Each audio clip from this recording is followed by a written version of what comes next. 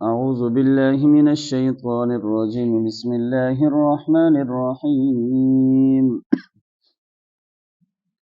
أرأيت من اتخذ إلهه هواه أفأنت تكون عليه وكيلا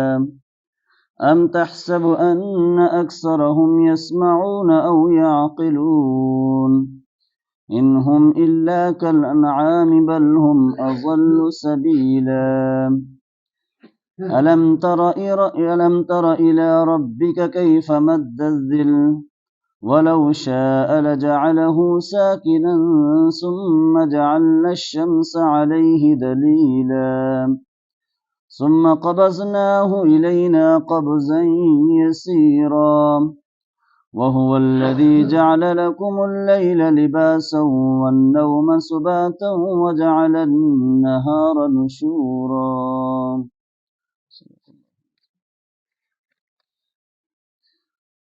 ارأیت من اتخذ الہہ ہواہ، کیا آپ نے دیکھا اس شخص کو کہ جس نے اپنی خواہشات کو اپنا معبود بنا لیا ہو. افانت تکون علیہ وکیلا، کیا ایسے شخص کی آپ ذمہ داری لے سکتے ہیں؟ یہاں پر اس سے مراد یہ ہے کہ خواہشات نفس کہ انسان کے دل کے اندر جو خواہشات آتی ہیں وہ ان خواہشات کو اپنا معبود الہ ہواہ، کہ اپنی خواہشات کو اپنا معبود بنا لینا. اس سے مراد یہ ہے کہ دل میں جو بھی خواہش آئے اس کو انسان پورا کرے اور اپنے رب کے پیغام کو، رب کے حکم کو چھوڑ دے. یعنی یہ اس کو گویا مفسرین نے ایک شرک کے معنی بھی لکھا ہے کہ جو بندہ خواہشات کا بندہ ہو جاتا ہے، یعنی عبد، جس طرح انسان کو اللہ کی بندگی کرنی چاہیے، اگر وہ اپنی خواہشات کی بندگی شروع کر دے گا تو یہ اس کے لیے بڑا نقصان دہ، اور یہی چیز اس کو جو ہے وہ جہنم کی طرف لے جائے گی. کہ یعنی انسان جس طرح دنیا کے اندر ہم بے شمار چیزوں میں ہم بہانہ بناتے ہیں کہ ہم نے اللہ کے حکم کو چھوڑ کر دوسرا کام کرنا ہوتا ہے، جس کی وجہ سے ہم دنیاوی طور پر، دنیاوی لالچ کے اندر آ کر ہم طرح طرح کے جو ہے وہ ہیلے بہانے تراش لیتے ہیں کہ یہ ایسا اس دنیا میں ممکن نہیں ہے، یا جدید دور ہے، یا اس طرح کے بہانے لگا کر، حالانکہ یہ سب چیزیں ایسی ہیں کہ جو اللہ کی نافرمانی کے اندر آتی ہیں. کہ انسان جو ہے وہ اپنی خواہشات کو پورا کرے، چاہے وہ رسم و رواج ہوتے ہیں شادی بیاہ کے موقع پر، فوتگی کے موقع پر، یہ سارے انسان کی خواہشات ہی ہوتی ہیں کہ وہ خواہشات کے پیچھے، یہ رسم و رواج کے پیچھے چل رہا ہوتا ہے کہ وہ یہ سمجھتا ہے کہ اگر میں نے یہ رسم یا یہ کام نہ کیا تو لوگوں کی باتیں سننی پڑیں گی، لوگ پتہ نہیں کیا کہیں گے. تو اس لیے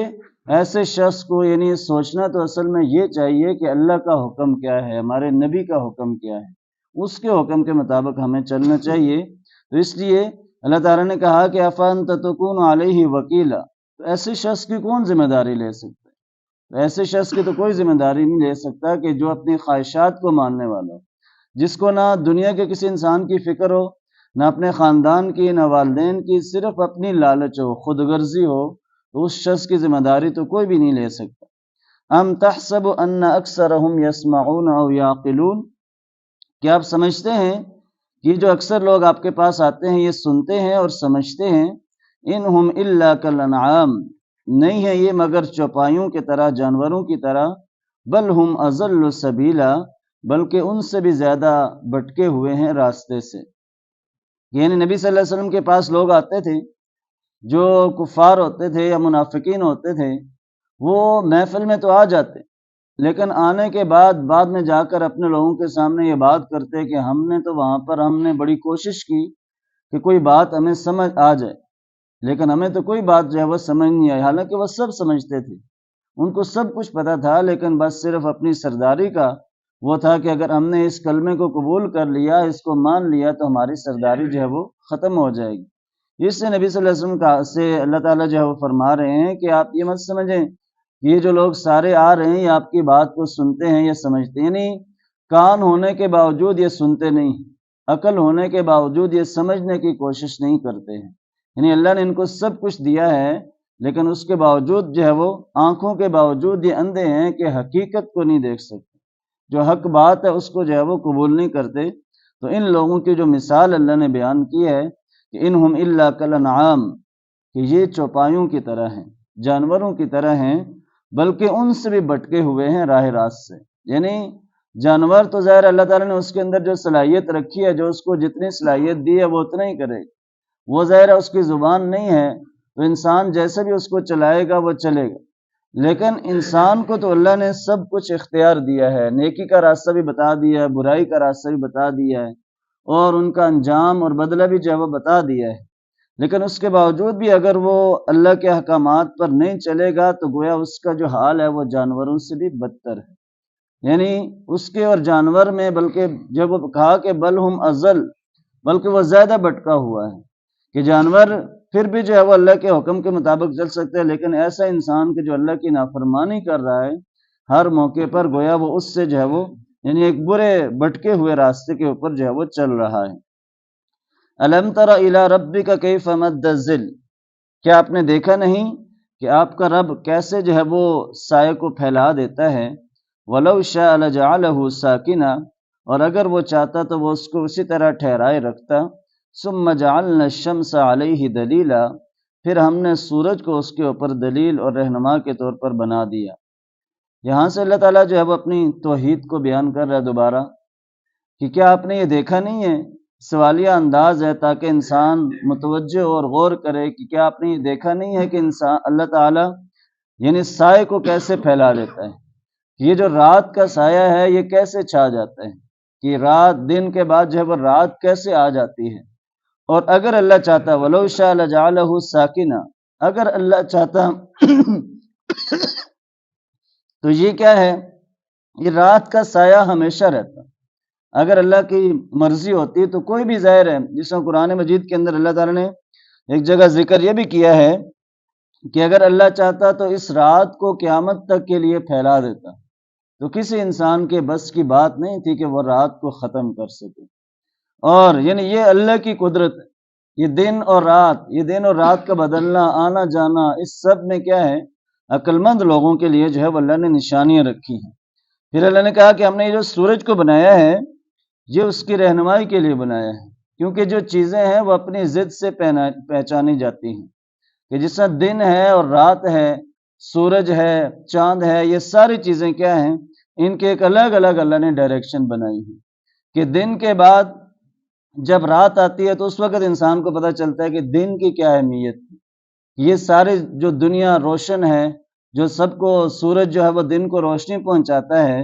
تو رات کو اگر لائٹ چلی جائے، بجلی نہ ہو، تو انسان اندھیرے کے اندر جو ہے وہ کس طرح جو ہے وہ اس کے لیے مشکلات ہوتی ہیں۔ تو یہ اللہ نے ایک انسان کو یعنی اس کو نشانیاں دکھائی ہیں کہ ہو سکتا ہے کہ یہ نشانیاں دیکھ کر بھی جو ہے وہ راہ راست پر آ جائے۔ ثم قبضناہ الینا قبضا یسیرا، پھر ہم اس کو آہستہ آہستہ جو ہے وہ اپنی طرف سمیٹ لیتے ہیں، یعنی یہ سورج اور چاند، یہ جو سورج ہے اس کو سمیٹ لیا جاتا ہے، اور پھر اس کے بعد جو ہے وہ دوبارہ رات چھا جاتی ہے۔ تو یہ کائنات کا جو نظم و ضبط ہے یہ اللہ کی سب سے بڑی نشانی ہے، کہ یہ کائنات، یہ سورج، چاند، ستارے، یہ کبھی بھی اپنے وقت سے تاخیر نہیں ہوئی، ایک وقت کے تحت جو ہے وہ چل رہے ہیں۔ جیسے اللہ تعالیٰ نے قرآن میں فرمایا کہ اگر تمہارے دو الہ ہوتے، دو معبود ہوتے، تو یہ کائنات تباہ و برباد ہو جاتی۔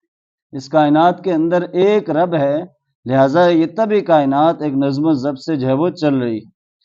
وَهُوَ الَّذِي جَعَلَ لَكُمُ اللَّيْلَ لِبَاسًا، وہی ذات ہے کہ جس نے تمہارے لیے لباس بنایا، اوڑھنا بنایا، وَالنَّوْمَ سُبَاتًا، اور نیند کو تمہارے لیے آرام بنایا، وَجَعَلَ النَّهَارَ نُشُورًا، اور دن کو تمہارے لیے اٹھ کھڑے ہونے کا وقت بنایا۔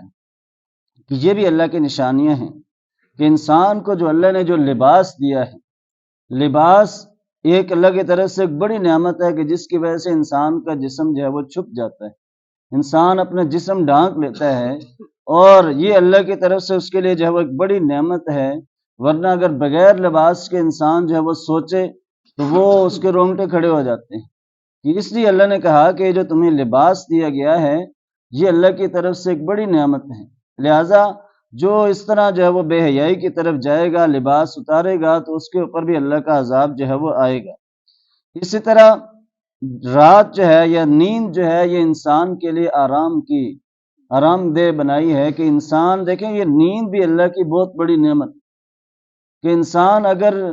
ایک رات بھی نیند نہ آئے نا، بے چینی کے اندر رہے، تو اگلے دن اس کی کیا حالت ہوتی ہے کہ اگر وہ ساری رات جاگتا رہے تو صبح وہ کوئی بھی کام جو ہے وہ صحیح طرح نہیں کر سکتا۔ سارے دن کا تھکا ہوا ہو، جتنا مرضی تھکا ہوا ہو، لیکن رات کو جب وہ سوتا ہے آرام سے تو وہ صبح جو ہے وہ بالکل تر و تازہ اٹھتا ہے۔ تو یہ بھی اللہ کی ایک بہت بڑی نعمت ہے۔ یعنی جن لوگوں کے پاس یہ نعمت نہیں ہے، اس کی قدر جو ہے وہ ان کو ہوتی ہے۔ دنیا کے اندر بے شمار لوگ ہیں ڈپریشن کا شکار ہوتے ہیں، نیند کی گولیاں کھاتے ہیں، انجیکشن لگواتے ہیں، لیکن اس کے بعد بھی جو ہے وہ نیند نہیں آتی۔ کہ یہ نہیں، دیکھیں اللہ ایک دنیا کے اندر انسان کو بے بس کر کے بتا دیتے ہیں کہ تمہارے یہ اربوں روپیہ کسی کام آنے والا نہیں۔ اگر ایک اللہ نیند چھین لے تم سے تو تم جو ہے وہ کچھ نہیں کر سکتے ہو۔ اس طرح یہ جو دن ہے، دن انسان کے لیے اٹھ کھڑے ہونے کے لیے بنایا ہے، نشورا، اس سے مراد یہ ہے کہ یعنی دن کو تمہارے لیے اس لیے بنایا ہے کہ تم دن کو محنت مزدوری کرو، اللہ کا فضل تلاش کرو، حلال رزق تلاش کرو، اور اپنے گھر والوں کا جو ہے وہ پیٹ پالو، اور محنت مزدوری کر کے حلال رزق جو ہے وہ کھاؤ۔ تو یہ ساری اللہ کی جو ہے وہ نعمتیں ہیں۔ اور ان آیات کے اندر جب اللہ تعالیٰ نے ایک تو اس شخص کا کہ جو اپنے خواہشات کو اپنا بندہ بنا لیتا ہے اس کا ذکر کیا ہے، اور اگر جو ان سب چیزوں کو دیکھنے سننے کے باوجود بھی سمجھتا نہیں ہے تو اس کی مثال جو ہے وہ جانوروں سے بھی بدتر ہے۔ پھر آگے اللہ نے اپنی جو ہے وہ کائنات کی جو ہے وہ نشانیاں اور توحید کو جو ہے وہ بیان کی ہے کہ یہ جو رات اور دن ہے، اس کے اندر انسان کے لیے نشانیاں رکھی ہیں کہ اللہ تعالیٰ نے انسان کے لیے، عقل مند کے لیے اس کے اندر اشارہ کافی ہے کہ جو آسمان زمین، یہ جو دن رات سب کچھ بنایا گیا ہے، اس کے اندر یعنی اللہ تعالیٰ کی نشانیاں موجود ہیں، جو بھی ان نشانیوں کے باوجود بھی، یعنی انسان کہتے ہیں کہ اللہ نظر کیوں نہیں آتا،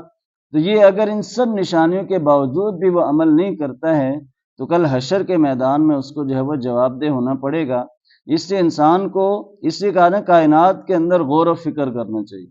کائنات کے ایک ایک ذرے کے اندر غور و فکر کریں گے تو پھر اللہ تعالیٰ جو ہے وہ تمہارے ایمان کے اندر بھی جو ہے وہ اضافہ فرمائے گا۔ اللہ تعالیٰ ہمیں عمل کی توفیق عطا فرمائے۔